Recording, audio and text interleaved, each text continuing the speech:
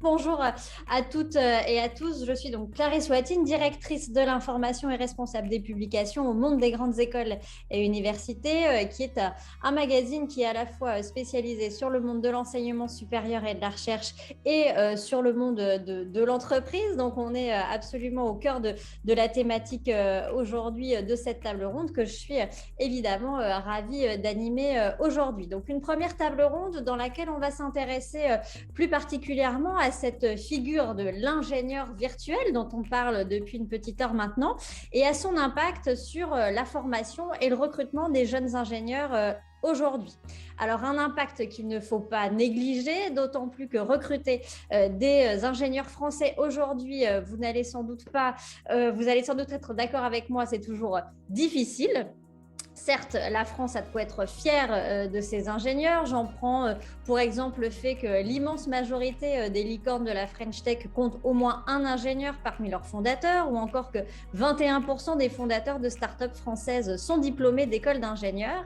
Mais notre pays ne forme toujours pas assez d'ingénieurs. Le déficit d'ingénieurs diplômés en France est estimé chaque année à plus de 5000 selon une étude EY réalisée en 2018 qui est toujours d'actualité, rappelait par exemple Jacques Fayol, président de la CDFI, lors de la conférence de presse du 21 janvier dernier où il dévoilait les propositions des directeurs d'écoles d'ingénieurs aux candidats à la présidentielle. D'ailleurs, si vous avez raté cette conférence, n'hésitez pas à aller lire notre article sur notre site.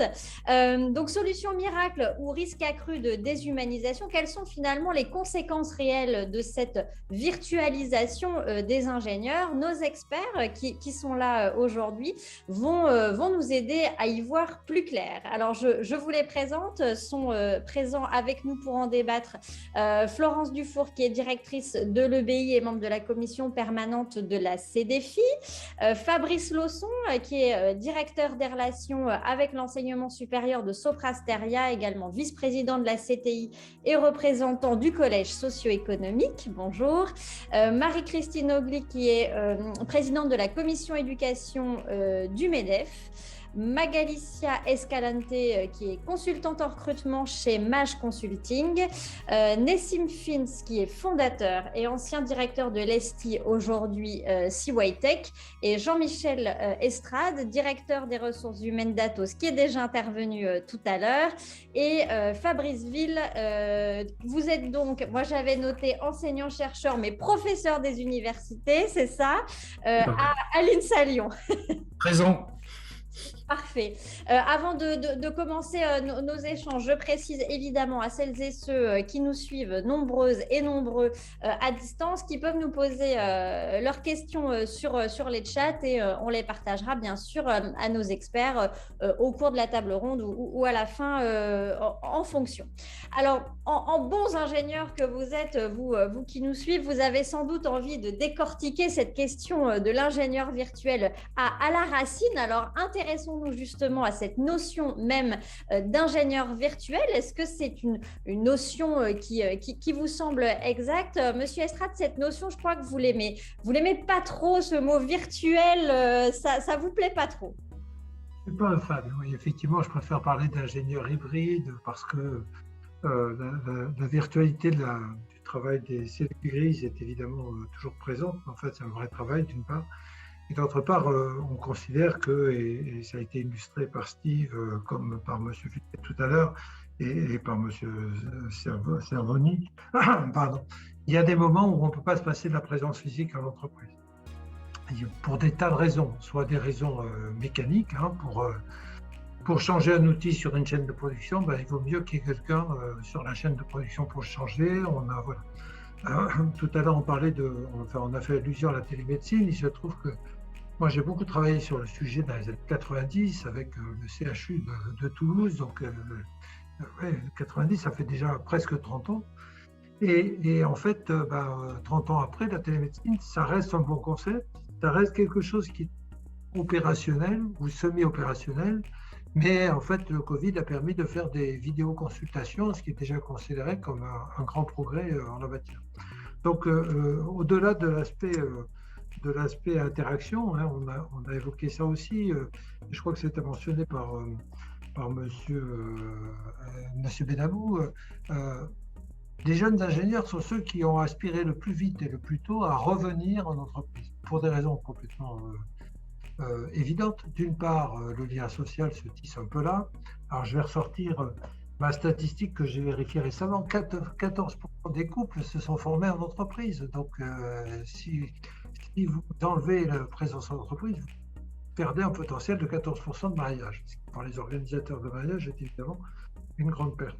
Ça va faire baisser la natalité finalement, cette voilà, alors ça, c'est la conséquence. Que vous savez que j'ai appris récemment qu'on pouvait aussi avoir des enfants au mariage, mais bon, c'est pas... C'est incroyable.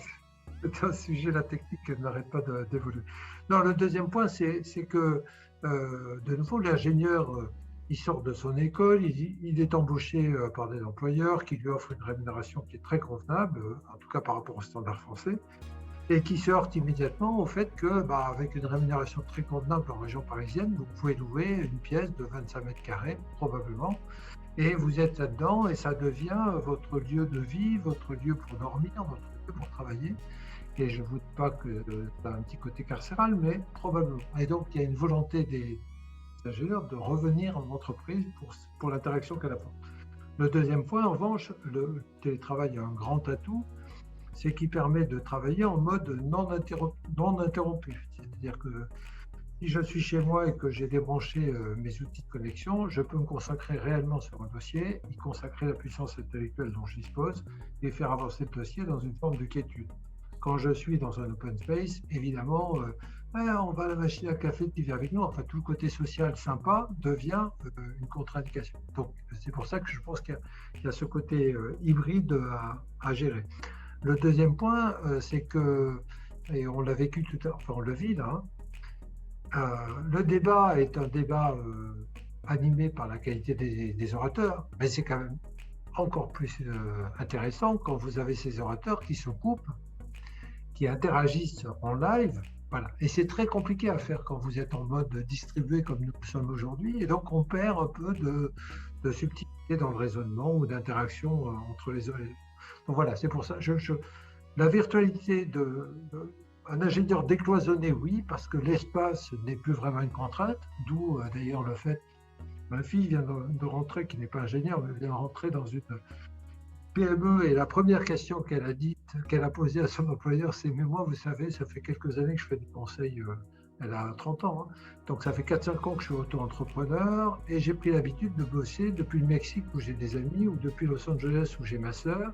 Et donc moi je veux bien vous rejoindre, mais je veux garder cette flexibilité dans l'aménagement de mon espace de travail. » Bon, évidemment, l'employeur qui voulait la faire venir chez lui, il lui a dit « oui, évidemment, ça ne pose aucun problème et tout ira très bien. » Vous parlez justement de la difficulté de couper les gens. Je vais vous couper malgré tout. Oui, voilà, j'arrête. On va aborder un petit peu plus tard. Restons peut-être sur cette notion vraiment de virtualisation de l'ingénieur. Marie-Christine Ogli, vous me disiez que cette notion de virtualisation qui fait tant débat aujourd'hui n'est finalement pas si nouvelle. Chez vous, c'est quelque chose qui était très, très développé déjà depuis un moment, me semble-t-il. On ne vous entend pas, malheureusement. Voilà. Oui, bonjour. Alors, tout d'abord, je travaille dans le monde du virtuel, si on peut dire, de la simulation numérique depuis 25 ans. Donc, je fais à la fois de la mécanique des fluides et également, je distribue une plateforme collaborative dédiée à la simulation numérique dans le monde industriel. Donc, ce sont des outils que nos ingénieurs utilisent déjà depuis de nombreuses années. Et je dois dire qu'il y a plus de 10 ans, on utilisait déjà des plateformes pour travailler avec nos clients, où l'ingénieur allait contacter le client, ou même faire une présentation, un premier contact. On a une politique école, par exemple, je pense à Fabriceville, mais donc une politique académique où on vend des licences à des tarifs très différents. Donc, plutôt que de se déplacer pour aller rencontrer une école, on faisait très souvent une présentation via... C'était GoToMeeting, l'outil qui était utilisé au début.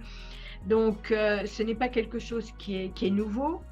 Et pour moi, je dirais plutôt que l'ingénieur virtuel associé automatiquement au télétravail, c'est aussi le travail vis-à-vis du client. On peut avoir une approche différente vis-à-vis du client en étant un ingénieur dit virtuel parce qu'il utilise des outils virtuels. Mais ce n'est pas forcément lié au télétravail. On l'associe aujourd'hui parce que bien sûr, avec la Covid, on a été très vite obligé de travailler à distance, ça a été dit tout à l'heure, et donc on l'associe directement au télétravail. Il a fallu s'organiser, et puis ça a donné le goût à certains ou à certaines de travailler à distance et de se sentir peut-être alors se sentir plus libre. Et puis en fait, et j'ai bien aimé ce que disait, je crois que c'était Jean-Luc Estrade, le fait d'être chez soi et de ne plus avoir de coupure entre sa vie personnelle et sa vie professionnelle, alors que quand on vient sur son lieu de travail, et je dois dire que même à titre personnel, aujourd'hui, je me refuse à ne faire que du télétravail parce que j'ai besoin de contact. Mais donc, il y a l'exercice du métier à distance, mais il y a aussi la transformation du contenu. Puisque le métier d'ingénieur, on a aujourd'hui, avec cette révolution digitale pour beaucoup, qui ne l'est pas dans notre domaine, mais qui l'est pour beaucoup de monde, et notamment l'introduction de l'intelligence artificielle. Mais tout ça, ça renvoie je dirais, à 3 dimensions. Tout d'abord, la place de la France dans la compétition mondiale sur l'emploi qualifié et les risques de délocalisation des emplois qualifiés, parce qu'on parle de télétravail, et ça vient d'être dit aussi à l'instant. C'était un auto-entrepreneur qui dit « je peux travailler depuis le Mexique ou depuis les États-Unis », mais ça peut être vrai aussi pour une entreprise. Pourquoi avoir ces ingénieurs basés en France avec des coûts français, et pourquoi ne pas les avoir dans d'autres pays? Je travaille actuellement avec une société dont je distribue les logiciels. J'ai quelqu'un qui est basé en République tchèque, j'en ai un autre qui est en Suède, j'en ai un qui est en Allemagne, qui sont mes correspondants techniques, donc là en amont, c'est chez les fournisseurs, pas en interne. Mais donc on peut se poser la question, et ça c'est vrai d'ailleurs pour tous les métiers, je dirais, qualifiés. Il y a un autre problème qui se pose, c'est les besoins en compétences et la féminisation de ces métiers. Alors peut-être qu'on y reviendra après, mais est-ce que l'ingénieur dit virtuel encouragera plus de femmes à se tourner vers le métier d'ingénieur? Et puis les pratiques qui sont liées au management, au travail à distance. Alors comme je suis là au titre du MEDEF, on dit beaucoup que les entreprises françaises sont très frileuses sur le télétravail parce qu'il y a ce manque de contrôle, mais qui est vrai dans les deux sens. Manque de contrôle dans le sens où on ne peut pas forcément gérer l'implication du salarié, mais à l'inverse, faire en sorte que le collaborateur, l'ingénieur, ne passe pas trop de temps ou plus de temps que son temps de travail habituel, et ne va pas travailler jusqu'à minuit sous prétexte qu'il est chez lui. Donc c'est une évolution majeure, mais une évolution qui a certaines conséquences qu'il faut vraiment prendre en compte. Bien sûr, et on va les aborder bien sûr par la suite, mais ce qui est certain, c'est que qu'on l'appelle virtualisation, hybridation ou autre, le fait est que le digital imprègne complètement aujourd'hui la formation également des ingénieurs, à la fois sur le fond et sur la forme. Alors sur la forme, on pense bien sûr aux cours à distance auxquels ont été contraints les enseignants et les étudiants ces dernières années, pour lesquels les écoles ont aussi investi des moyens, bien entendu, mais aussi une certaine créativité pour garder une expérience de formation la moins dénaturée possible. Mais cette nouvelle façon d'enseigner a quand même quelques écueils, même des écueils de taille pour les ingénieurs. Vous, Fabrice Ville, vous voyez dans cette virtualisation un risque de voir s'essouffler, voire peut-être de disparaître un peu le côté pratique de la formation d'ingénieur. Alors l'ingénieur bricoleur risque-t-il d'être tué par cet ingénieur virtuel ? Alors tué, j'espère pas. J'espère au contraire qu'il va survivre et que ça sera un survivor. Mais il est vrai que le tout numérique, le travail à distance, alors avec tous les avantages dont on vient parler, et je pense que c'est les futures discussions d'organisation seront justement comment on peut s'organiser pour que tout le monde puisse bénéficier de cela et pas l'imposer. Mais typiquement, aujourd'hui, nos élèves sont des personnes qui n'ont jamais bricolé une mobilette, jamais ouvert un capot de voiture. D'ailleurs, je vous invite pas à ouvrir un capot de voiture parce qu'on voit plus rien. C'est tout capoté, on voit plus rien. Et comment peut-on imaginer construire des choses quand on les a pas touchées, quand on les a pas vues, quand on les a pas expérimentées? Comment faire pour que un ingénieur ait bien en tête ce que ça représente une tonne, par exemple, tout simplement. On n'a pas forcément ces idées-là en tête. Et quand on est face à notre écran, on l'a encore moins. Ou bien, comment peut-on vraiment aider à la compréhension des choses? Alors, je prendrai un exemple, c'est qu'il y a un certain nombre d'années en arrière, une entreprise française a gagné une chaîne d'assemblage pour l'A350 en arrivant non pas avec une maquette numérique, mais avec une maquette en Lego. Et ils sont arrivés dans l'entreprise chez Airbus avec cette maquette Lego, ils l'ont proposée, et en fait, les personnes ont pu plus facilement se projeter là-dedans que dans les maquettes numériques proposées par les concurrents avec les casques de virtualisation, etc. Et donc, il y a quand même quelque chose qui parle là derrière à dire le côté pratique, le côté toucher les choses, le côté se rendre compte de ce que c'est qu'une dimension, etc. C'est important. Je prendrai un deuxième exemple. On parle beaucoup d'Elon Musk. Enfin, j'en entends plutôt pas mal parler en ce moment. Regardez à la vitesse où il a développé SpaceX. Et en fait, l'intelligence qu'il a eue derrière ça, c'est bien sûr d'utiliser les moyens numériques, mais c'est surtout dire à ces ingénieurs, vous avez le droit de vous planter. Je ne sais pas si vous vous rappelez, mais ils en ont planté un paquet de fusées avant de réussir. C'est vrai. Et ils disaient simplement, si vous apprenez à chaque fois, c'est pas un problème. Et l'histoire retiendra que c'est au dernier tir, c'est-à-dire le jour où il a dépensé les derniers dollars, qu'ils ont réussi à faire poser le premier étage sans dommage. Mais en fait, ça, il n'aurait pas pu le faire en un temps aussi court s'il avait fait que de la virtualisation. Parce qu'il y a tout un tas de paramètres aujourd'hui qu'on ne maîtrise pas, même si on met de l'intelligence artificielle, même si on a du rétro-engineering, etc. Il y a plein de choses qui se font qui n'apparaissent pas. Et juste un point sur la formation, vous savez qu'il existe des business models, en particulier aux États-Unis, qui proposent en fait des universités virtuelles où on n'aura plus de cours dans des bâtiments. En fait, les profs seront chez eux. Ils vont préparer des cours qu'ils vont mettre à disposition sur Internet. On appelle ça les MOOC, les fameux MOOC. Les gens vont se former. Ils peuvent poser des questions par chat, par mail, éventuellement en organisant une visioconférence. Et en fait, c'est super intéressant pour l'université parce qu'il n'y a plus de frais de bâtiment, il n'y a plus besoin d'amphi, il n'y a plus besoin de bureau pour les profs. La seule chose qu'ils font, c'est qu'ils louent un grand gymnase pour faire passer les examens. Et en fait, ils font payer le passage d'examen. Alors, l'histoire ne pas dit très pas sexy, vraiment. hein? C'est pas très sexy. Et puis, on n'est pas complètement sûr que la réussite à l'examen soit uniquement liée à la qualité du candidat. Il y a peut-être des aspects financiers derrière. Parce que si vous avez des candidats qui échouent, ils vont repasser l'examen, donc ils vont repayer. Ça peut être intéressant. Mais vous voyez, ça existe aussi. Et en fait, après le Covid, moi, ce que j'ai surtout retenu de mes élèves, c'est qu'ils rejettent ça. Oui. Ils rejettent ça. Ils ont besoin de concret. Et alors, typiquement, la seule chose qu'ils veulent pas qu'on touche dans nos maquettes d'enseignement, c'est les travaux pratiques. Ils veulent voir des choses concrètement, ils veulent manipuler, ils veulent se rendre compte, et c'est normal.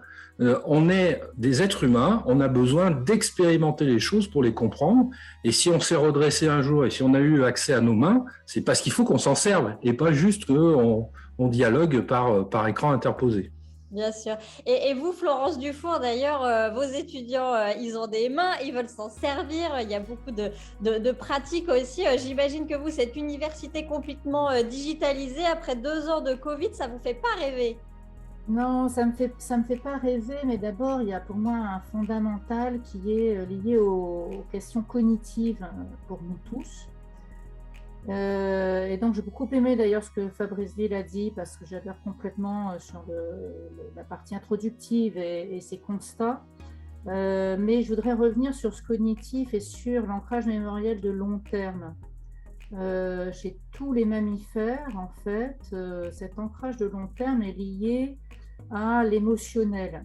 Et cet émotionnel peut être à la fois un geste, une odeur, une impression ou une impression par rapport à ce que va donner le lien prof-élève, dans lequel on sait que si on fait ce métier, c'est qu'on se reçoit des autres et on mentore les autres, hein, et notre engagement physique, notre état physique et la qualité de nos relations ancrent des notions qui n'ont absolument rien à voir, et ceci est valable aussi en management.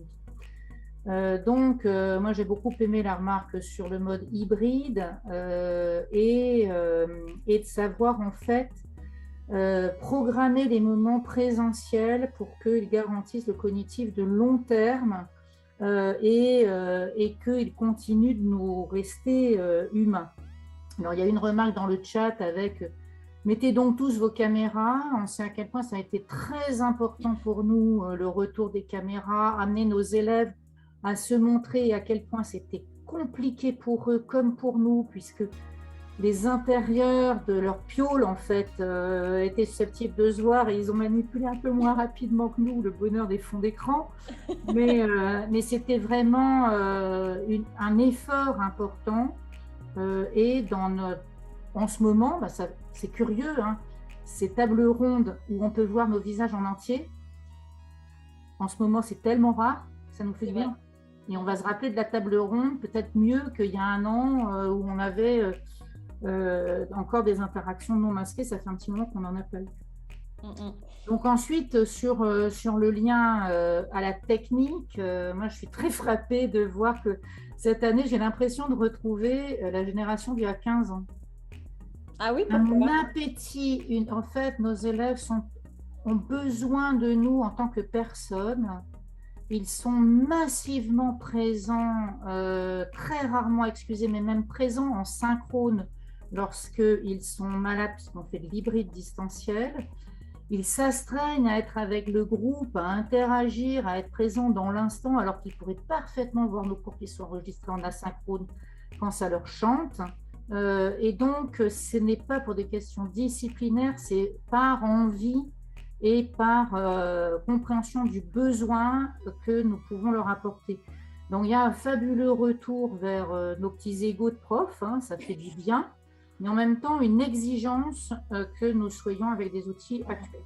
Bien sûr. Donc, tous les profs qui étaient passés dans la classe renversée, par exemple, eh ben, ils ont leur amphi plein et ils ne peuvent plus prendre de pause, et les élèves restent même 1 heure après le cours pour pomper tout ce qu'ils peuvent pomper de nos envies, nos cas, nos études de cas, nos expériences. Et donc, pour le mentorat que représente notre métier, c'est une chance. Donc, on ne traite plus de faillots ceux qui restent 1 heure après avec le prof. Non. Mais c'est vraiment impressionnant. Après, sur le plan de qu'est-ce que ça va donner dans le temps, moi, j'ai le sentiment que y a un point que je trouve assez net dans nos équipes et dans nos élèves, c'est que la question de la productivité de la journée se pose, c'est-à-dire que les journées en présentiel comportent des pertes de temps parfois irritantes, mais en même temps socialisantes et en même temps émotionnantes, etc. Mais on n'a pas la même productivité, et les journées distancielles sont extrêmement productives. Et donc, moi, j'ai l'impression que de toute façon, ça se voit dans un certain nombre de chiffres de la relance économique qui va hyper vite. Et donc, je ne suis même pas sûre que les entreprises pourraient se permettre de revenir en 100% présentiel pour des questions de productivité. Une journée de télétravail de collaborateurs, c'est impressionnant. Tout se dénoue, tout est livré, tout est on time. C'est une journée de rattrapage, elle est quasiment indispensable maintenant dans un programme. Ça, mais combien épuisante. Mais elle est épuisante, et je ne suis pas sûre que tous les humains soient capables de tenir ce rythme. Et il est possible qu'un certain nombre de films de science-fiction soient dans l'horizon de temps indiqué, avec des besoins d'IA pour pouvoir nous suppléer, parce qu'on est en même temps nos producteurs, nos hybrideurs, nos scénaristes. Ça fait quand même beaucoup de compétences, et je ne sais pas quel est le QI moyen qu'il faut pour être à l'aise avec ça, mais ça doit en tout cas pas être la moyenne nationale. Je pense. On va en reparler un petit peu après. Je voulais donner la parole à Nessim Fins, qui, vous m'avez dit que vous voyez aussi dans cette virtualisation un risque de fond. Vous avez notamment des craintes quant à la notion de transmission et d'adhésion aussi aux valeurs des écoles, qui sont évidemment très importantes, des notions qui vous sont chères, puisque je crois que vous gardez le record absolu de longévité à la tête d'une école d'ingénieurs, c'est ça ? On ne vous entend pas par contre, il faut brancher votre micro. On a un petit challenge avec Nessim, c'est les Sergissois. On ne vous entend pas, il faut brancher votre micro. Pardon. Voilà. Là, Florence va égaler mon record sous peu, j'espère. Cela dit, je voudrais revenir sur deux choses. Fabrice Ville a parlé de cette université. Quelle est la fierté d'appartenance des gens qui ont eu le diplôme de cette université? Voilà. Quelles sont les valeurs que ces gens-là ont pu partager? Donc, je suis tout à fait pour le travail distanciel et je ne sais pas aujourd'hui, enfin je ne vais pas dire il faut arrêter tout ça, etc. Bien évidemment. Mais un mode hybride me paraît être la meilleure chose. Vous ne pouvez pas... Florence disait tout à l'heure, ils n'arrêtent pas de poser des questions, etc. etc. Mais c'est vrai, ils veulent avoir la valeur de l'exemple. Pour eux, un enseignant, c'est leur exemple. Ils veulent voir la valeur de l'exemple, comment ils ont fait, qu'est-ce qu'ils ont fait, etc. etc. Il y a certaines choses, pardon Clarisse, qu'on ne peut pas transmettre à travers une vidéo, à travers un truc. Non, il faut qu'il y ait ce contact humain entre les gens pour qu'ils puissent discuter. Vous voyez, j'ai été quand même assez contente, je dirais, de voir qu'ils ont dit, malheureusement, il n'y aura pas pause café. C'est vrai, c'est très malheureux. Non, mais c'est très malheureux parce que dans cette pause café, on aurait pu discuter d'autres choses, on aurait pu s'enrichir mutuellement, ce qu'on ne peut pas faire. En ce qui concerne les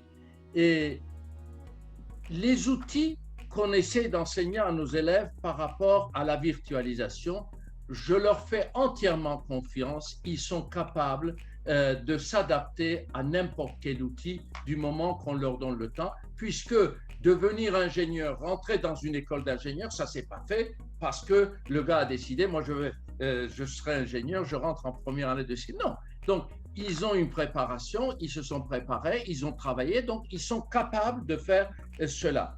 Et en ce qui concerne les entreprises, permettez-moi un tout petit peu d'aller par rapport aux entreprises. En ce qui concerne les entreprises, franchement, je ne pense pas qu'un ingénieur virtuel, tout à fait virtuel, hein, je ne parle pas de ce mode hybride qui est ma passion, que j'aime beaucoup. Hein. Donc, ne peut pas devenir un manager d'équipe. Il ne peut pas former une vraie équipe. Une vraie équipe, ce n'est pas simplement de discuter à travers un ordi. C'est pas ça. Une vraie équipe, ça a des moments sentimentaux. Effectivement, je ne sais pas qui a dit qu'il y avait X% de personnes qui se mariaient dans le... Peut-être, oui, sûrement même. Mais enfin, il y a aussi des amitiés qui se créent. Il n'y a pas simplement le mariage, il y a les amitiés qui se créent. Et donc, tout ça me paraît être quelque chose d'extrêmement important. Vous ne pouvez pas être un chef d'équipe, vous ne pouvez pas former une équipe uniquement avec le distanciel. Ce n'est pas possible. Ce n'est pas possible. Bien évidemment, je n'ai pas besoin de revenir sur tous les avantages du distanciel, hein, puisque tout le monde est d'accord par rapport à ça. Gain de mètres carrés, problème, je dirais même de transport. Hein. Il y a toute cette partie écologique, etc. Mais il ne faut surtout pas oublier, les relations humaines, ça se fait en présentiel. Absolument. J'aimerais aussi qu'on parle d'autre chose qui se fait en présentiel d'habitude et qui malheureusement a dû être un petit peu digitalisé, c'est le volet recrutement, puisque cette virtualisation a bien évidemment eu des effets sur la façon dont les entreprises recrutent ces jeunes ingénieurs biberonnés au digital, mais aussi sur la façon dont ce qu'on appelle les jeunes talents aujourd'hui appréhendent ce fameux monde du travail. Alors intéressons-nous peut-être d'abord sur les impacts de cette digitalisation sur les process de recrutement. On parle beaucoup d'automatisation grâce à l'IA, par exemple. Fabrice Lausson, vous me disiez être assez dubitatif sur le sujet. Pourquoi ? Oui, tout à fait.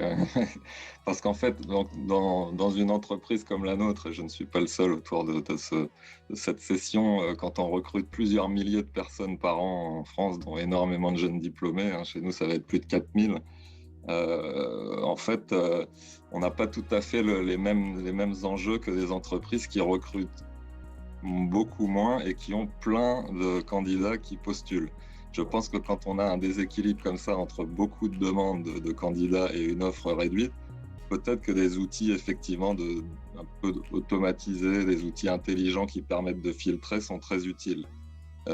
Ces outils-là, pour nous, on a testé, on a essayé, mais voilà, on les a pas jugés utiles parce que nous, on préfère effectivement, je dirais, le contact, la préqualification. Alors évidemment, on trie sur les CV, on reçoit heureusement plus de CV que le nombre de gens qu'on recrute. Mais cela dit, voilà, comme vous l'avez souligné, on manque d'ingénieurs, encore plus dans le numérique. Donc, on a besoin vraiment d'étudier tous les profils qui ont envie de postuler chez nous. Et on aime bien le faire avec de l'humain. Voilà. Et donc, on est un peu, en tout cas, on n'utilise pas trop ces solutions automatisées. J'aurais aimé être un peu plus iconoclaste, mais je vais abonder dans le sens des autres intervenants, hein, et notamment de la dernière intervention de Nézim. Clairement, pour nous, l'hybridation, c'est la bonne approche, le bon équilibre. Et on a besoin aussi de ce contact, de ces émotions, comme on l'a dit, de cette interactivité, ou de ces interactions, que ce soit avec les candidats ou après. On en reparlera peut-être, mais après, dans le management, on a aussi évoqué ça. Voilà, on ne fait pas un management uniquement à distance, on a besoin de cet équilibre. Je crois qu'on va reparler de télétravail, mais voilà, il y a un équilibre aussi, ça a été dit également, à trouver entre le tout distanciel et le tout présentiel, en dehors évidemment des quelques semaines de crise sanitaire aiguë où nous avons été obligés d'être complètement en télétravail. En télétravail totalement contraint. Magalicia, vous m'avez dit, je suis restée à l'ancienne dans mon recrutement. Pour vous, ces recrutements justement aidés par l'IA ou par d'autres outils digitaux peuvent même être une vraie source d'erreurs de recrutement, vous m'avez dit. Racontez-nous un petit peu. Tout d'abord, bonjour mesdames, bonjour messieurs, et je vous remercie pour cette invitation. Effectivement, pour être plus de 12 ans dans le domaine du recrutement, donc j'ai vécu un peu cette digitalisation et donc c'est cette transformation donc informatique, digitale. Et effectivement, le long de ma carrière, j'ai pu m'apercevoir que, étant obligée depuis 2 ans par la crise sanitaire d'effectuer mes recrutements via les outils informatiques, le recrutement on n'a pas le même résultat. Effectivement, j'ai eu effectivement une petite anecdote que je vais donner comme exemple. Je recrutais pour une société un responsable comptable. Et donc, j'ai sélectionné des profils. Donc, je suis un cabinet d'accompagnement. Je me considère beaucoup plus comme un cabinet d'accompagnement. Et du fait que je sélectionne, j'accompagne les candidats sur leur recherche d'emploi, sur leur savoir-être, sur leurs besoins même personnels. Et donc, j'avais sélectionné une personne. Donc, on a échangé par téléphone, on a échangé une deuxième fois par téléphone et par la suite, on a eu un entretien via Zoom. Donc, une personne qui a un parcours très stable, 20 ans dans la même société, qui a évolué, au niveau des compétences, elle les avait. Et donc, lorsque j'ai pu m'entretenir avec elle via la vidéo, c'est une personne qui manquait un petit peu de confiance en elle, tout simplement parce qu'elle n'avait pas eu l'habitude d'avoir des entretiens. Et je ne l'avais pas forcément ressenti via une caméra. Parce que lorsque là, vous voyez mon visage, je parle avec vous, mais vous ne voyez pas forcément mes mimiques, si je bouge. Enfin. Et lorsqu'elle est partie en entretien, donc moi j'ai fait ma synthèse, c'est une personne qui était intéressée par le poste. Le client a été fortement intéressé également. Donc, elle est partie en entretien. Et malheureusement, lors de l'entretien, ils se sont rendus compte qu'elle manquait de confiance en elle parce qu'ils l'ont eu face à face. Et elle avait certaines mimiques qui n'ont pas tourné en sa faveur. Un autre client m'a sollicité à nouveau pour un poste similaire. Donc, cette fois-ci, après le confinement, donc c'était mars 2020 où pour le coup on pouvait pas se voir. Donc par la suite où ça s'était débloqué, je l'ai reçu au bureau, donc j'ai eu face à face. Et là effectivement, j'ai pu m'apercevoir qu'elle avait certains gestes qui pourraient porter à confusion. Mais je l'ai accompagnée, donc je l'ai aidée, parce que lorsqu'on échange, c'est quelqu'un qui est vraiment sûr de ses compétences, qui échange qui connaît son métier. Donc simplement, ces gestes et postures qui ont été un peu difficiles par le manque d'entretien dans son parcours professionnel. Et finalement, lorsque j'ai pu l'accompagner en lui donnant des méthodes, elle a pu pourvoir l'autre poste de responsable comptable au sein d'une grande société. Et donc, effectivement, le côté digital, le côté virtuel nous empêche des fois de percevoir quelques savoir-être qui peuvent être à l'encontre du candidat.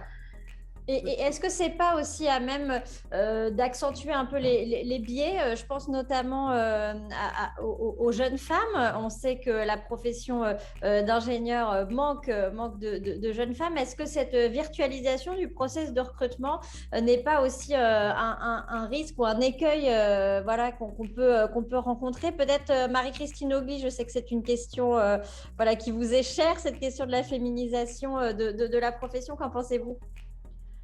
Je ne suis pas sûre que ça pose un problème plus important aux jeunes femmes qu'aux jeunes garçons. Le fait que ce soit virtuel ou non. Par contre, ce que cela peut changer, c'est le fait de travailler, alors soit de faire une partie en télétravail, donc là on en revient à cette virtualisation récente du poste d'ingénieur. Mais surtout, ça permet de montrer que le métier d'ingénieur, ce n'est pas uniquement un métier lié à la production, un métier… je fais de la mécanique des fluides. Dans mécanique des fluides, il y a mécanique. Et bien souvent, mécanique, on pense, c'est sale, c'est difficile. Si vous prenez une jeune fille qui est au lycée, vous venez lui parler de ce type de métier d'ingénieur, elle n'aura pas forcément envie de se diriger vers ce métier parce qu'elle va penser que c'est pas fait pour elle. Alors que si on lui explique qu'elle va travailler sur un écran, sur un ordi en tout cas, ça peut avoir lui ouvrir une autre vision du métier. Et dans ce sens-là, ça peut permettre la féminisation. Par contre, je ne pense pas que l'écran soit plus un obstacle pour les filles que pour les garçons, au niveau de l'entretien en tout cas. Très bien. Je vois Florence que vous levez la main, alors vous souhaitez intervenir. Micro. Alors, il faut que vous mettiez votre micro par contre, sinon on ne vous entend pas. Je ne voudrais pas que ce soit que les filles qui parlent des filles, mais en fait, cette question de virtuel ou distanciel ou hybride, femmes et hommes, est-ce qu'on est sur des pieds d'égalité? En fait, la réalité actuelle, c'est que les espaces domestiques dans lesquels vivent les gens n'ont pas été conçus pour vivre et travailler, et qu'un certain nombre de couples, quels que soient d'ailleurs les genres de ces couples, sont avec très souvent un dominant, un dominé, très souvent, et que la lutte pour l'espace, le meilleur espace de télétravail est assez prégnante. Donc, quand les deux sont amenés à télétravailler, il faut que les deux soient dans des conditions de prévention, ergonomie, risques psychosociaux, qualité de la bande passante soit équivalent. Et je suis absolument convaincue, pour avoir participé à de nombreuses réunions distancielles, qu'on n'est pas sur de la parité et que beaucoup de femmes, sauf à ce que j'ai mal vu, n'avaient pas en tout cas un endroit qui s'appelle un bureau à domicile pour travailler. Je crois que du côté des entreprises, il y a un vrai enjeu de qualité de vie au travail, au-delà de portions de télétravail qui est à faire. Et cet enjeu, c'est quels moyens, quels aménagements et retourner vers le développement aussi des espaces de coworking qui ont évidemment été délaissés en situation sanitaire. On n'allait pas aller coworker et s'exposer à un risque, mais en tout cas, il y en a de nombreux, il y a sûrement des choses à faire. Donc, ergonomie du télétravail. Donc, en tout cas, je crains, en tout cas, pour être féministe depuis très longtemps, que ce soit encore un nouveau piège, un nouveau défi pour la charge mentale des filles, puisque tu télétravailles aujourd'hui, ben, pendant ta réunion virtuelle, tu vas faire le repassage, et puis à propos, comment ça se fait que ça ne soit pas prêt, et on peut très bien effectivement s'occuper de tout un tas de choses domestiques avec le casque sur le nez et l'iPhone dans la lunette, hein, il n'y a aucun souci.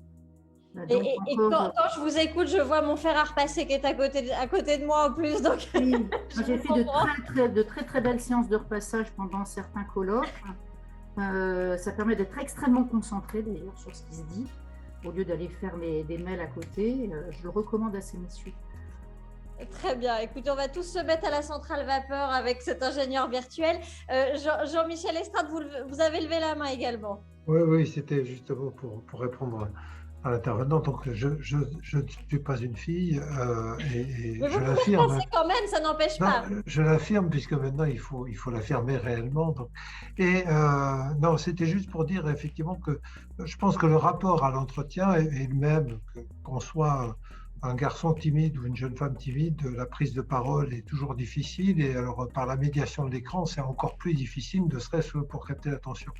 Et là où je rejoins Madame Dufour, c'est que je crains en revanche que même si dans les couples, on en avait un tout petit peu parlé, des couples, disons, d'une génération plus récente que la mienne, on sent qu'il y a une tendance à une meilleure répartition des tâches domestiques. Je ne suis pas certain que cette tendance résiste effectivement